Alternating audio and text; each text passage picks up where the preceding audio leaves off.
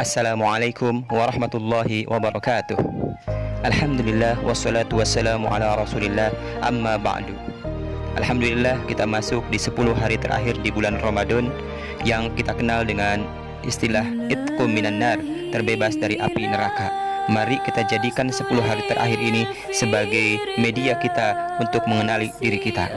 Filosofi hidup, untuk memahami hidup ini sejatinya kita tak membutuhkan filosof Yunani, filosof Barat maupun Timur. Cukup satu hadis Nabi Shallallahu Alaihi Wasallam dikala beliau menasihati Ibnu Umar. Beliau bersabda, "Kun fid dunya ka'annaka gharibun aw 'abiris sabil." Jadilah di dunia ini engkau seumpama orang asing atau seorang pengembara. Rasulullah memang memberi perhatian besar kepada Ibnu Umar saat itu berusia 12 tahun. Sebuah hadis yang mengandung hikmah luar biasa. Jika direnungi secara mendalam, maknanya sangat dalam dan tingkatan filosofiknya berada di semua puncak pemikiran tentang hakikat dunia. Dunia ini bukan tujuan kita. Dunia ini hanyalah perlintasan sementara, persinggahan singkat, halte untuk menantikan jemputan menuju stasiun akhir, pos perhentian singkat yang menunggu antrian lanjutan. Jika kereta yang singgah hanya sekedar berhenti mendinginkan mesin, tak akan ada yang ingin keluar turun meninggalkan gerbong, sebab tujuannya belum sampai pada stasiun akhir yang ingin dicapai. Andai semua orang memahami hakikat tujuan hidup sebenarnya, yang dia ingin tuju adalah tempat yang indah, tempat yang menyenangkan, tempat yang membahagiakan, tentu dia tak akan suka berlama-lama dalam perjalanannya. Kita semua terlahir untuk sebuah misi perjalanan suci menuju kebesaran dan kemurahan rahmat Allah Subhanahu wa Ta'ala dengan surga yang dijanjikan. Terlahir dalam sebuah titah mulia sebagai pengembara dunia nan fana ini. Dalam misi pengembaraan suci itu, yang kita butuhkan hanyalah beberapa potong roti untuk mengganjal perut, beberapa teguk air demi membasahi kerongkongan, beberapa lembar kain untuk menutupi badan, dan dahan rindang pohon untuk jadikan tempat berteduh. Jika demikian, hakikat kehidupan alam fana ini, manusia sesungguhnya tak membutuhkan kemewahan, berhektar-hektar tanah, sebab dia hanya membutuhkan ukuran kecil seukuran tubuhnya untuk menyimpan jasad supaya tak dimangsa binatang buas kala dia mati nanti. Apa yang ingin ditimbun dari kekayaan di atas perut bumi, sedangkan ia tak membawanya masuk bersamanya ke dalam tanah itu?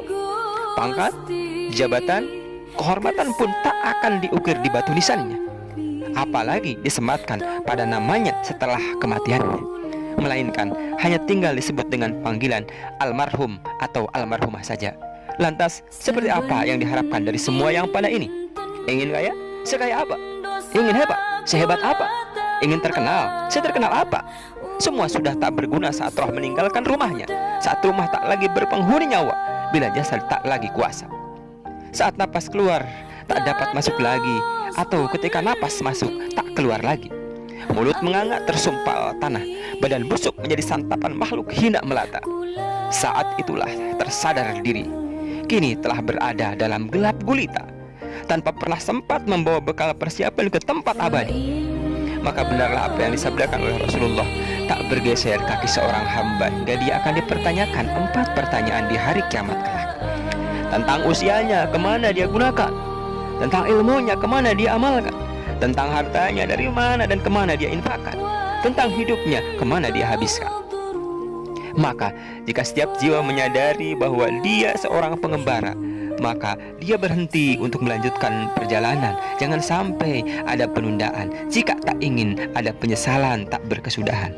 Terakhir, Nabi menepuk pundak Ibnu Umar.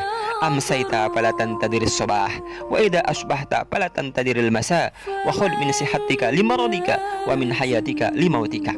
Jika kamu berada di sore hari, maka janganlah menunda sampai pagi hari. Jika kamu berada di pagi hari, maka janganlah tunda sampai sore.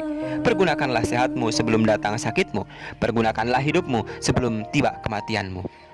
Marilah kita manfaatkan kesempatan yang Allah berikan ini untuk menumpuk amal ibadah kita, sehingga kita ditempatkan dari kelompok orang yang bahagia kelak.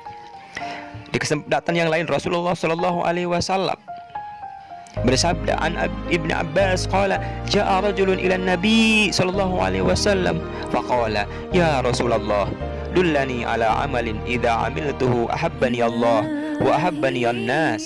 Faqala izhal fid dunya yuhibbuka Allah wajhal fi ma 'indan nas yuhibbukan nas. Dari Ibnu Abbas, seorang lelaki datang kepada Nabi seraya berkata, "Duhai Rasulullah, tunjukkan kepadaku suatu amal yang bila aku lakukan aku mendapatkan kecintaan Allah serta kecintaan manusia." Rasulullah bersabda, "Juhudlah terhadap dunia, niscaya engkau akan dicintai Allah. Juhudlah terhadap manusia, niscaya engkau akan dicintai manusia." Betapa waktu sangat singkat, tak sepanjang napas yang bisa kita tarik atau napas yang kita tahan untuk keluar.